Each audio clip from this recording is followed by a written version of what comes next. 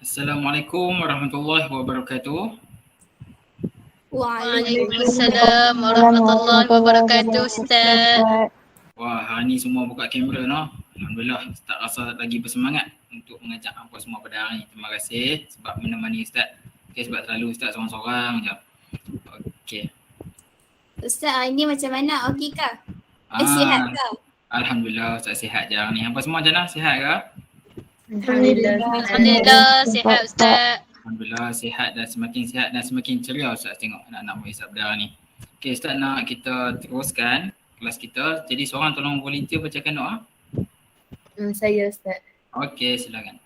Bismillahirrahmanirrahim. Allahumma aftah alaina hikmataka wa anshur alaina min khazaini rahmatika ya arhamar rahimin. Rabbi shrah li sadri wa yassir li amri wahlul 'uqdatam min lisani yafqahu qawli. Rabbana atina fid dunya hasanah wa fil akhirati hasanah wa qina azabannar. Wa sallallahu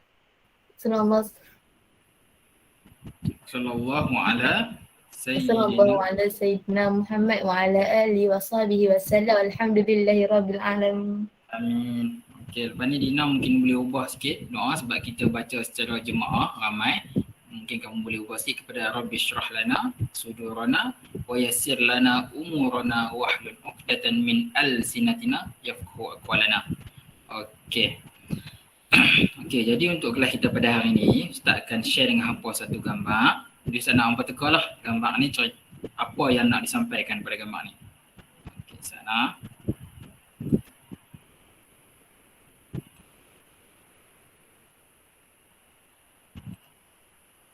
Okey, gambar ni gambar apa ni?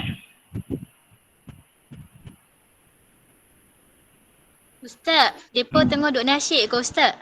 Okey, Sarah kata depa tengah duk nasyid. Ada satu lagi gambar. Cuba tengok. Yang ni. Hasanah. Apa tu? Syafaah, gambar apa ni? Tengah beraya ke Ustaz tu? Tengah beraya. Okey, dua gambar yang Ustaz tunjuk dekat hampa ni adalah gambar orang kejut sahur ataupun kita belah utara kita sebut sok lah. Orang kejut sok. Gambar yang ada ni gambar orang Arab ni kebiasaannya di Mesir atau di mana-mana negara Arab. Macam inilah cara mereka gerak sok. Dan gambar yang tadi yang ramai-ramai tu mereka ketuk geduk ataupun kompang dan lain-lain. Ini adalah cara orang kata cara tradisional lah untuk menggerakkan orang bangkit sahur. Okey, jadi bila kita nak belajar tentang sahur ni, tajuk apakah kita pada hari ni? Apa boleh teka tak? Tajuk apa kita pada hari ni? Puasa. Puasa kot Ustaz. Okey, pandai semua. Okey. Jadi bila kita semua nampak skrin Nampak Ustaz. Okey, bila sembang tentang puasa ni, apa kena tahu yang puasa ni ada keistimewaan dia dahulu. Okey, disebut bulan Ramadan ni adalah bulan yang diturunkan Al-Quran kerana Allah Ta'ala rakamkan di dalam Al-Quran Syahrul Ramadan allazi unzila fihi Al-Quran. Allah sebut bulan Ramadan yang padanya diturunkan Al-Quran. Bulan Ramadan itu sendiri dah mulia, ditambahkan kemuliaannya lagi Quran turun waktu dia, waktu bulan itu. Itu yang pertama. Yang kedua kita tengok bulan Ramadan ni pada waktu malamnya dia ada satu malam yang mana satu malam itu lebih baik daripada 1000 bulan. Yang ni hampa selalu baca surah ni iaitu di dalam surah Al-Qadr. Yang mana Allah sebutkan Lailatul Qadri khairum min alfi syahr. Malam Lailatul Qadar itu lebih baik daripada 1000 bulan. Jadi inilah antara kelebihan dan keistimewaan bulan Ramadan. Ustaz ceritakan yang tu dulu supaya hampa lebih bersemangat untuk tahu. Okey, seterusnya kita masuk kepada maksud, hukum dan dalil puasa. Okey, puasa maksud dia apa? Apa maksud puasa dari segi bahasanya? Menahan diri. Okey, pandai. Okey, puasa maksudnya menahan diri. Dari segi bahasa, dari segi istilahnya adalah menahan diri daripada perkara yang membatalkan puasa mula dari terbit fajar sehingga terbenam matahari mengikut syarat tertentu dan disertai dengan niat puasa. Makna kata puasa ni Tak cukup sekadar dengan tindakan fi'al saja, tak cukup. Hampa tahan lapang saja daripada sebelum matahari terbit hingga matahari terbenam, hampa tahan lapang. Tapi hampa lupa niat, hampa tak buat benda yang paling penting iaitu niat puasa, maka sia-sia sahaja puasa kamu semua. Okay? Dan hukum puasa kalau kita tengok, hukum puasa di bulan Ramadan sebab puasa ni banyak. Kita ada puasa sunat Senin Khamis, kita ada puasa nazar, kita ada puasa itu dan macam-macam. Jadi untuk puasa di bulan Ramadan ni hukumnya adalah wajib bagi setiap individu Muslim. Okay? Maksudnya hasanah dia tak boleh pas kepada Izzah. Izzah, kamu tolong puasakan untuk saya sekarang ni? Tak boleh. Kalau macam tu tak dibenarkan di dalam Islam. Okey. Kemudian kita tengok kepada dalil puasa. Jadi Ustaz rasa hampa sangat betul pada hari ini sebab kita menggunakan buku teks digital dalam kita punya pembelajaran. Lain kalau macam zaman Ustaz dulu kita banyak guna buku, tapi di zaman hampa ni buku pun ada, buku teks fizikal ada, digital pun ada. Alhamdulillah, rezeki. Okey, jadi dalil puasa. Minta seorang tolong bacakan. Siapa nak? Siapa nak tolong baca? Dalil puasa. Okey, silakan. Syafa'ah. Ya Ustaz. A'udzubillahi minasyaitonirrajim. Ya ayyuhallazina amanu kutiba alaikumus-siyamu kama kutiba 'alal ladzina min qablikum la'allakum tattaqun. La'allakum tattaqun. Hujung tu Allah Ta'ala kata apa? Supaya kamu bertakwa. Maksudnya dalam puasa tu dia ada takwa. Orang yang berpuasa adalah orang yang bertakwa. Okey, Allah Ta'ala kita dalam terjemahannya disebut, wahai orang yang beriman, kamu diwajibkan berpuasa sebagaimana diwajibkan kepada orang yang dahulu daripada kamu. Sebab umat-umat Nabi yang lain yang sebelum ni pun mereka ada puasa mereka juga, antaranya Nabi Daud. Okey, puasa Nabi Daud, puasa yang selang sehari. Okey. Kemudian kita tengok juga di dalam hadis, okay, Rasulullah SAW sabda, sumu li ru'yatihi wa aftiru li ru'yatihi. Maksudnya adalah berpuasalah kamu kerana melihat anak bulan Ramadan dan berbukalah ataupun berayalah kamu kerana melihat anak bulan Syawal. Jadi anak bulan ni menjadi petanda.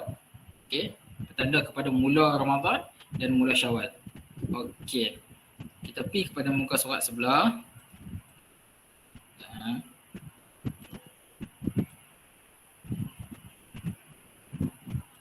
Okey, kita masuk kepada syarat wajib puasa. Minta tolong baca Ustaz. Siti Nurizzah tolong baca. Syarat wajib puasa. Yang pertama, Islam bukan kafir.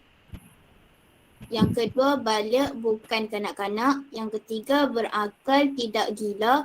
Yang keempat, tidak uzur syar'i yang menghalangnya berpuasa. Yang kelima, tidak uzur syar'i yang mengharuskannya berbuka puasa. Okey, terima kasih Nur Izzah. Okey, jadi Ustaz akan terangkan sikit tentang syarat wajib puasa ni. Okey, kita ada dua. Sekejap hampa akan masuk syarat sah puasa. Selalu kamu semua terkeliru antara syarat wajib dan syarat sah. Okey, tapi Ustaz Asam mungkin kita boleh baca dulu. Okey, syarat sah puasa. Silakan baca Sarah Iziani. Syarat sah puasa, yang pertama Islam bukan kafir, yang kedua mumayyiz dan yang ketiga tidak uzur syar'i yang menghalangnya berpuasa. Okey, baik. Terima kasih. Okey, kita tengok kepada syarat wajib puasa, kita ada 5. Yang pertama, mestilah orang yang beragama Islam. Okey. Dan orang kafir tak dibolehkan untuk berpuasa. Ada yang bertanya pada Ustaz sebelum-sebelum ni, kelas kakak-kakak kamu yang tahun lepas, Ustaz, macam mana kalau seorang tu dia asalnya Islam, kemudian dia murtad selama 3 tahun, kemudian dia masuk Islam balik, adakah dia perlu qada semula 3 tahun yang dia tinggalkan tu semasa dia kafir? Maksudnya jawapannya adalah dia perlu qada semula. Okey, sebab murtadnya tu atas pilihannya sendiri. Tapi lain pula ceritanya tentang orang yang dia memang asalnya non-Muslim, kemudian dia masuk Islam waktu umur kata umur 20 tahun. Jadi sepanjang waktu dia start balik hingga tempoh dia masuk Islam, dia tak perlu qada. Okey, saja Ustaz kongsi kot-kot ada itu menjadi sesuatu yang kamu fikirkan. Okay, yang kedua adalah dia kena seorang yang baligh, kanak-kanak tidak wajib berpuasa lah. Ini kita sembang tentang syarat wajib. Wajib ke tak wajib? Tapi kanak-kanak walaupun dia tak wajib puasa, boleh tak dia nak puasa? Boleh, tak ada masalah, harus hukumnya. Yang ketiga adalah berakal. Okey. Jadi kalau kita ada akal, kalau kamu semua masuk ustaz ada akal, maka wajib untuk berpuasa. Yang keempat, tidak uzur syar'i yang menghalangnya berpuasa. Uzur syar'i ni macam mana Ustaz? Uzur syar'i ni antaranya haid ataupun nifas. Antaranya lagi gila walaupun seketika. Okey. Antaranya ialah pitam sepanjang hari. Macam mana gila walaupun seketika ni Ustaz? Contoh tengah-tengah hari tu, dalam sehari tu tiba-tiba sesaat sedetik dia gila. Maka dia terkeluar daripada golongan orang yang wajib berpuasa. Okey, kemudian kita tengok yang kelima adalah tidak uzur syar'i yang mengharuskan berbuka puasa. Yang pertama adalah musafir. Contoh kamu musafir daripada Perlis nak pergi ke Selangor. Okey. Jadi kamu ni bukan dalam kategori orang yang wajib puasa. Puasa kamu di situ dia jadi hukumnya lain, tak wajib. Itu untuk orang yang musafir. Yang kedua adalah sakit yang memudaratkan sehingga kamu tak bermayar untuk berpuasa. Dan seterusnya adalah orang tua atau pesakit yang tiada harapan untuk sembuh. Okey, jadi kelima-lima ni adalah syarat wajib puasa. Kemudian kita tengok tadi balik syarat sah puasa. Yang pertama adalah Islam. Nak tahu puasa kita itu sah ke tak sah, kita puasa dah dari pagi, kita niat apa semua sampai terbit matahari, sampai terbenam matahari. Sah tak puasa kita, tengok kita ni agama apa? Agama Islam. So agama Islam maka sahlah puasa kita. Okey. Lagi adalah mumayyiz. Orang kanak-kanak yang mumayyiz puasanya adalah dikira sebagai sah. Okay. Mumayyiz ni adalah satu tempoh kanak-kanak antara tempoh dia dengan nak baligh. Dia duduk tengah-tengah tu. Jadi dia mumayyiz. Mumayyiz maksudnya dia boleh membezakan antara baik dan buruk. Itu mudahnya. Ulama kata perbezaan antara mumayyiz tak mumayyiz ni adalah dia boleh membezakan antara baik dan buruk. Contoh dia boleh bezakan mudah. Dia pergi ke satu kedai yang nak beli harga makanan RM1, dia bagi RM2, dia tahu dia akan dapat balik baki RM1. Kalau dia tak tahu benda macam tu, maksudnya dia bukan lagi mumayyiz. Okay, dan yang ketiganya adalah tidak uzur syar'i yang menghalangnya berpuasa, iaitu haid atau nifas, gila walaupun seketika, hitam sepanjang hari. Okey. Seterusnya kita berpindah kepada rukun dan perkara yang membatalkan puasa. Tolong baca Ustaz seorang, minta Sarah.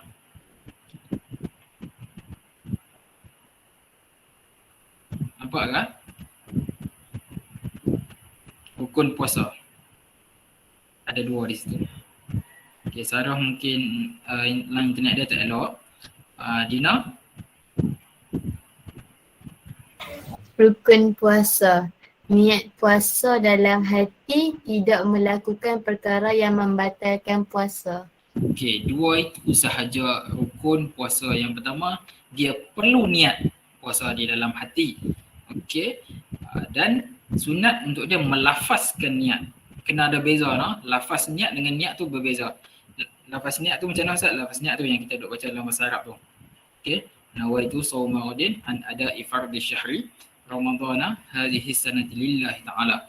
Kalau macam dulu kita ada lagu, okey, nawaitu shauma ghadin an ada fardhi Ramadana hadhihi sanati lillahi ta'ala. Kecil-kecil dulu kan, podok dengar lagu tu. Okay, jadi maksud dia apa? Yang podok nyanyi tu, sahaja aku berpuasa esok hari kerana mengerjakan fardu Ramadan pada tahun ini kerana Allah Ta'ala. Jadi niat ni satu benda yang penting sebab dia bersifat rukun. Kalau kamu buat, kalau kamu tak buat, seolah-olah kamu telah, rukun ni dia umpama tiang, kamu telah mematahkan tiang, jadi ibadah puasa tu jatuh dan hancur. Jadi perlukan niat untuk puasa. Yang kedua adalah tidak melakukan perkara yang membatalkan puasa. Okey? Tidak melakukan perkara yang membatalkan puasa. Ustaz rasa yang ni kita akan masuk pada kelas kita akan datang kerana masa mencemburui kita. InsyaAllah kekalkan momentum dan semangat kamu. Kita akan jumpa subtopik ini pada minggu hadapan.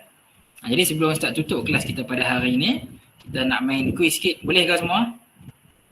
Boleh Ustaz. Ustaz. Okey, Ustaz akan share link. Okey, Ustaz letakkan dalam grup WhatsApp. Ataupun kamu boleh buka, tulis dekat tab kamu tu, tulis quizzes. Quiziz. Quizzes. Dan masukkan game code dia 4283868.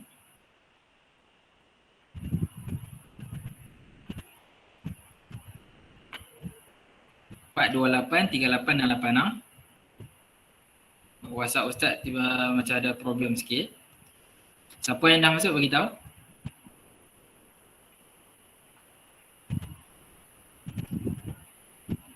Empat dua lapan 383868.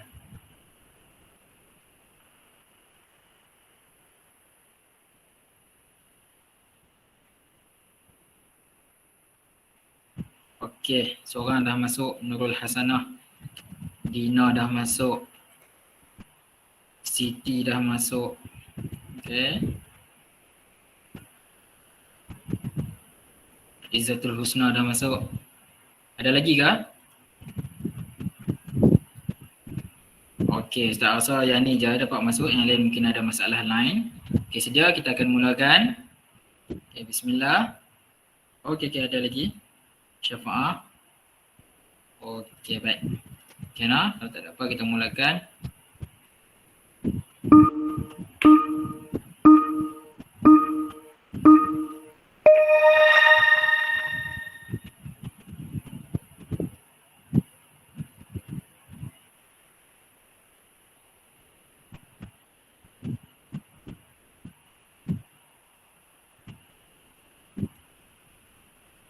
Soalan masing-masing tak sama.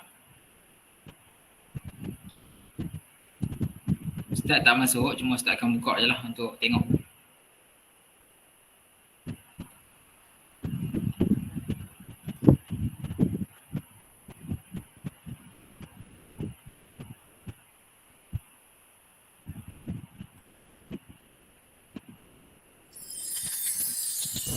Okey, rasanya Ustaz pun kena join ni. Okey, sedang mendahului Nurul Hasanah.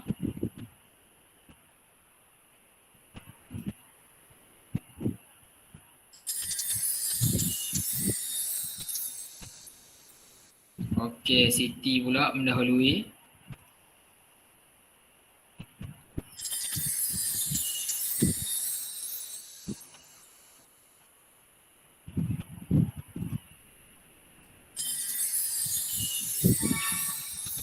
Okey, Hasanah kembali di puncak.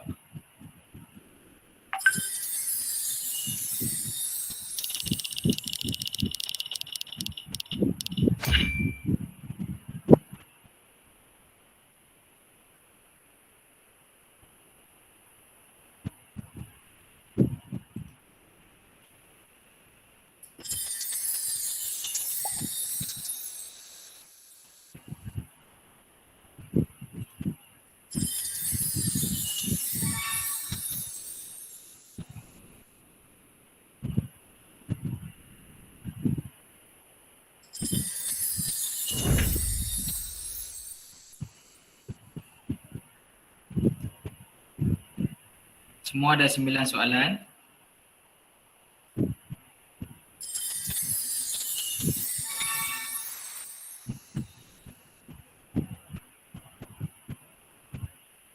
Okey, alhamdulillah. Semua selesai ke jawab?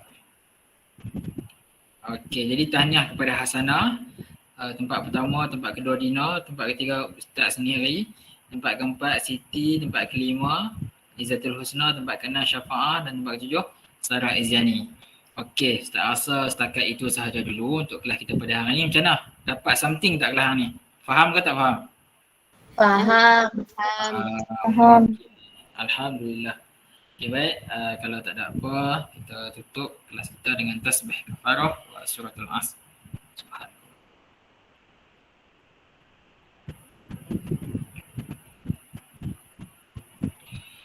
Wallahu a'lam. Assalamualaikum warahmatullahi wabarakatuh. Kita jumpa pada esok hari.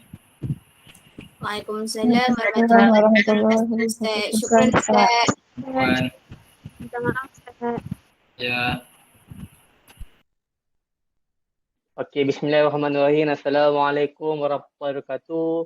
Apa khabar murid-murid? Sihat ke? Dah makan ke belum? Waalaikumsalam warahmatullahi wabarakatuh. Sihat alhamdulillah. Ya, alhamdulillah. Sihat.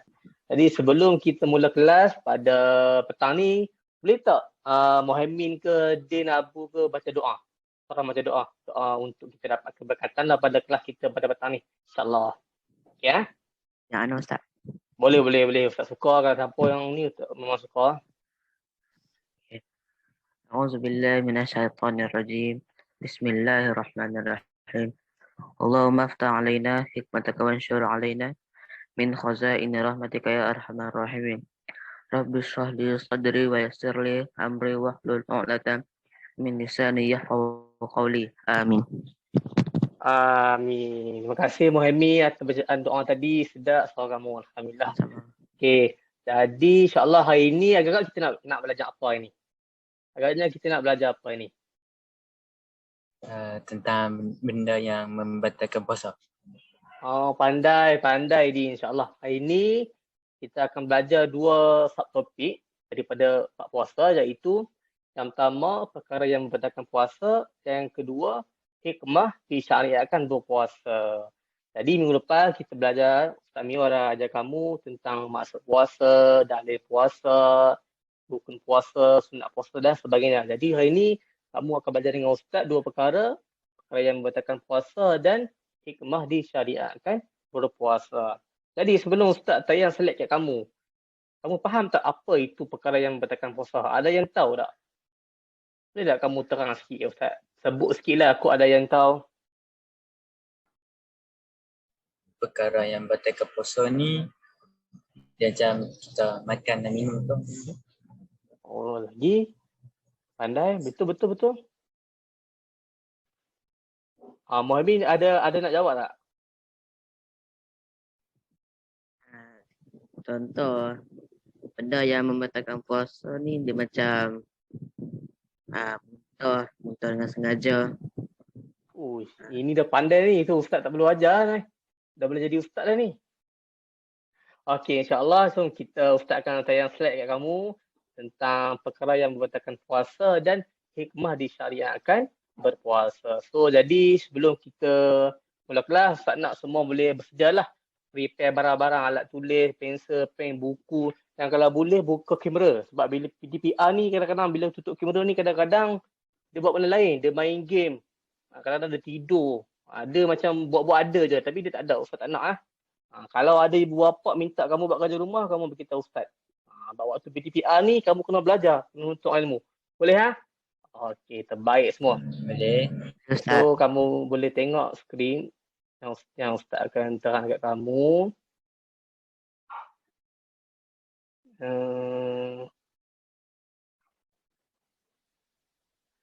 Okey.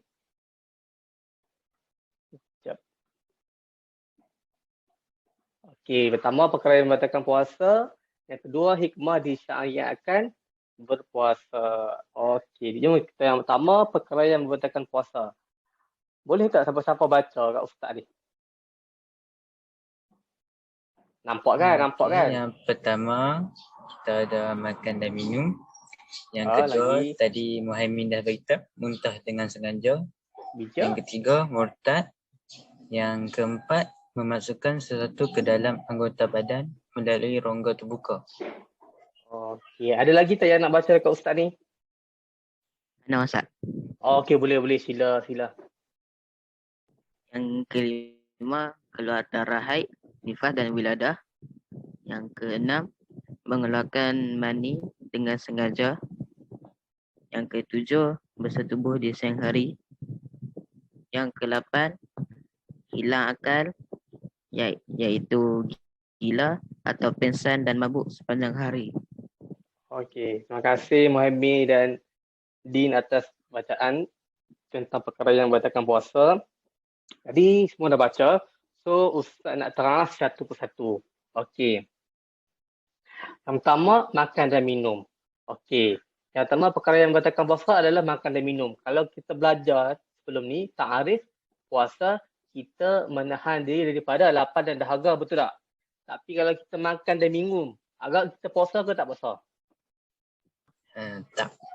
Tak puasa kan?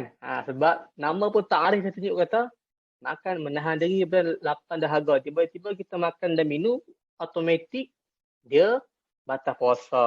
Kalau sengaja batal. Tapi kalau dia terlupa, maka puasa dia tak batal dan dia kena buanglah makanan tu, kena kumur mulut semua, dia kena sambung puasa dia. Yang kedua, muntah dengan sengaja. Muntah dengan sengaja ni macam biasalah. Kita ni saja kadang kita gatal tangan, kita duduk ambil tangan, kita jolok-jolok, kita nak muntah kan. Kita main perut kita nak bagi dia muntah. Maka itu adalah perbuatan yang tak elok lah. Perbuatan kita buat-buat. Maka dia salah. Dan jika muntah itu berlaku, maka automatik puasa kita batal. Yang ketiga adalah murtad. Murtad ni adalah dia keluar daripada agama Islam. Kita ni orang Muslim, orang Islam. Kita orang Muslim menganut agama Islam sebagai seorang mukmin lah, sebagai seorang Muslim. Tiba-tiba dia murtad. Bila dalam keadaan dia berpuasa itu, dia keluar daripada Islam, dia kata dia murtad. Mana kata waktu dia tengah kata begitu dan dia berpuasa, makna kata puasanya batal. Faham tak? So memang murtad ni faham je, keluar daripada Islam. So bila keadaan dia berpuasa, dia murtad, makna kata puasanya batal. Adapun dia kena ganti puasa bila mana dia masuk Islam. Selepas murtad, waktu dia masuk Islam, dia kena qada balik puasa tersebut. Yang seterusnya, perkara memasukkan sesuatu dalam anggota badan melalui rongga terbuka. Okey, saya nak tanya. Rongga terbuka ni ada berapa? Saya nak tanya. Siapa tahu? Satu, dua. Ada. 5 ke? 5 Salah, 3, 4 atau 5 lah begitu. Yang pertama, kita ada mulut, hidung, telinga, kemaluan depan, kubur dan dubur. Jika kita memasukkan sesuatu ke dalam rongga ini, maka kita orang sebutlah, maka puasa kita batal lah. Contoh macam dia, ada orang tanya kan, hukum pakai inhaler. Jumhur ulama kata seseorang itu bila dia sakit asma, dia kena sedut inhaler tu, makna kata nak bantu bagi dia sihat, dia guna bagi orang yang sakit asma itu, maka hukum dia puasanya batal. Okey. Terusnya, keluar darah haid, darah nifas dan wiladah. Okey, perkara ini berlaku bagi seorang wanita ataupun seorang ibu ataupun seorang perempuan. Okey, Ustaz akan terang satu persatu. Apakah yang dikatakan dengan darah haid? Apa yang dikatakan dengan darah nifas dan apa yang dikatakan dengan darah wiladah? Yang pertama, darah haid.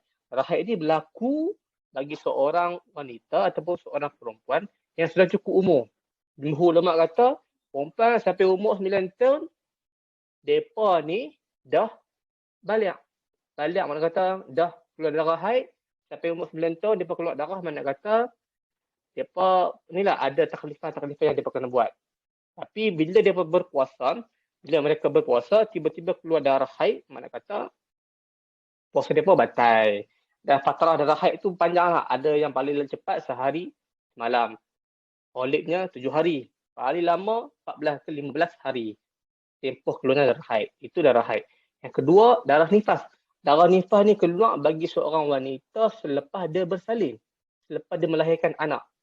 Sama ada yang keluar itu berjani ataupun wanita tu dia gugur kan. Tiba-tiba dia gugur, keluar jasad ataupun janin yang tak cukup sifat tu. Keluar darah, itu dikatakan darah nifas. Adapun darah wiladah adalah darah yang keluar semasa janin ataupun bayi itu dilahirkan. Kita tahu. Kalau darah nifas selepas, darah wiladah adalah darah yang semasa keluar lahir itulah, keluar bayi itu. So bab berkenaan darah ni memang susah untuk kita belajar.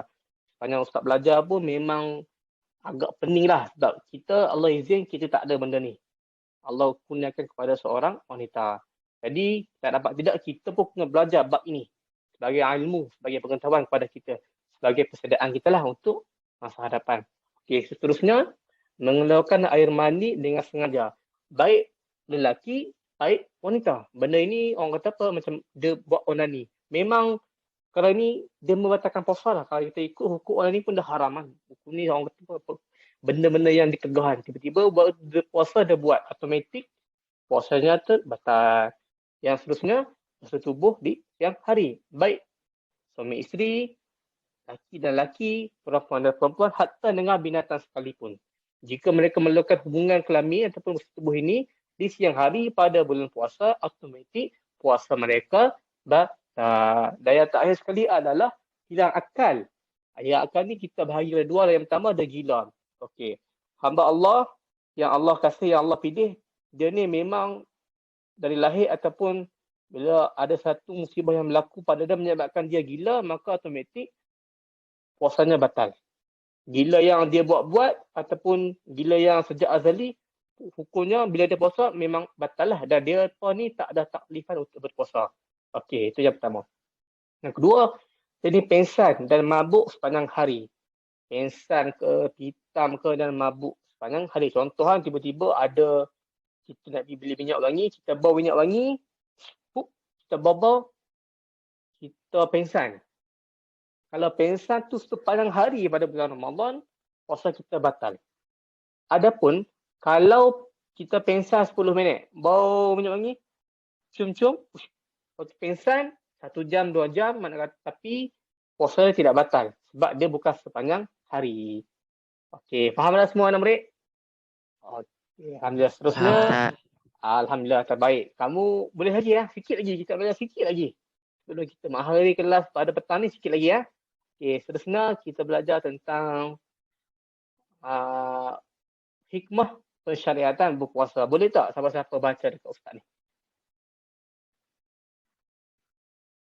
Kita bagi Muhaimin dulu. Muhaimin boleh, dia boleh, Abu pun boleh. Saya dulu, Ustaz. Okey. Pertama, hikmah berpuasa ni dapat menambah ketaatan kepada Allah Subhanahu Wa Taala kerana melakukan ibadah kepadanya dan mengurangi maksiat. Betul. Yang kedua, dapat memelihara kesihatan badan kerana merehatkan sistem pencernaan dan mengatur diet seimbang. Okey.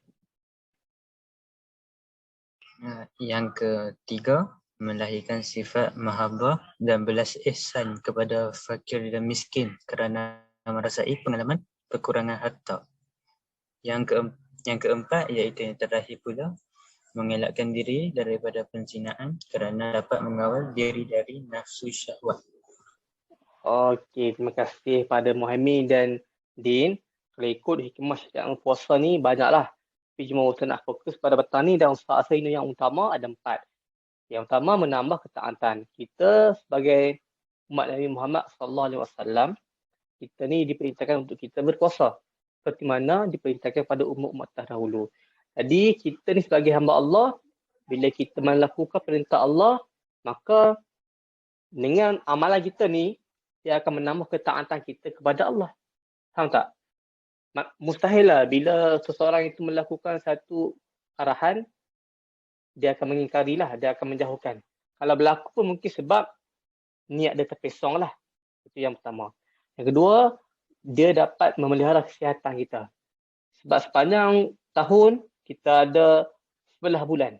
Kita tidak berpuasa. Betul tak? Sebulan saja Allah perintah pada kita sebagai umat Nabi Muhammad SAW sebanyak 30 hari ataupun 29 hari untuk kita berpuasa. Jadi bila kita berpuasa ini, kita tak makan, kita tak minum, maka dia akan apa? Menambah kesihatan kita. Sebab bila kita banyak makan, kita banyak minum, dia akan menyebabkan seseorang itu sakit. Sebab penyakit ini dia berpunca daripada makanan. Macam itulah tambah dengan sekarang ni banyak makanan yang pelik-pelik kan.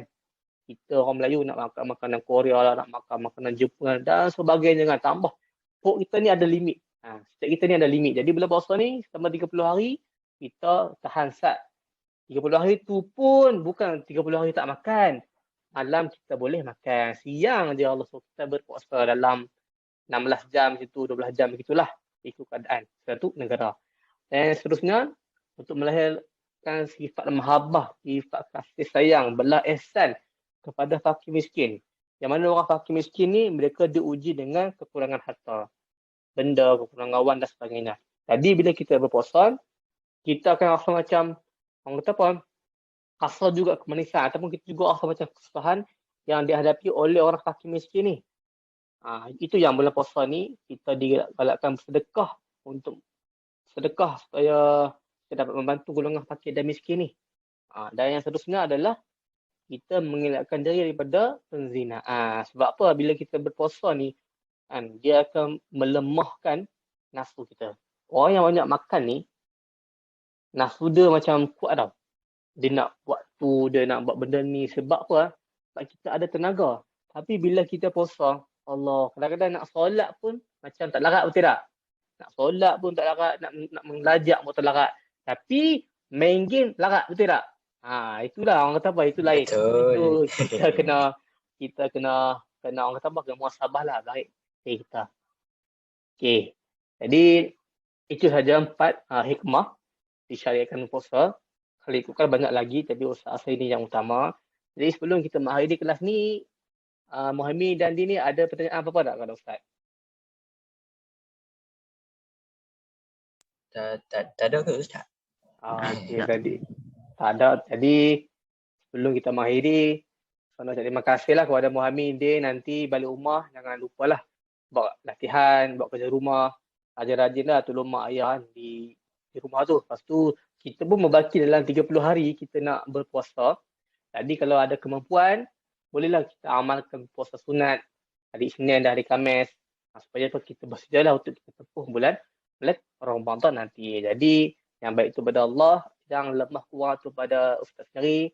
Kita tangguh kalau kita dengan tasbih kifarah dan suratu al-as. Subhanakallahumma wa bihamdika asyhadu an la ilaha illa anta astaghfiruka wa atubu ilaik. Bismillahirrahmanirrahim. Wal 'asr innal insana lafi khusr illa alladziina aamanu wa 'amilus salihati wa tawassaw bil haqq wa tawassaw bis sabr. Wassalamualaikum warahmatullahi wabarakatuh.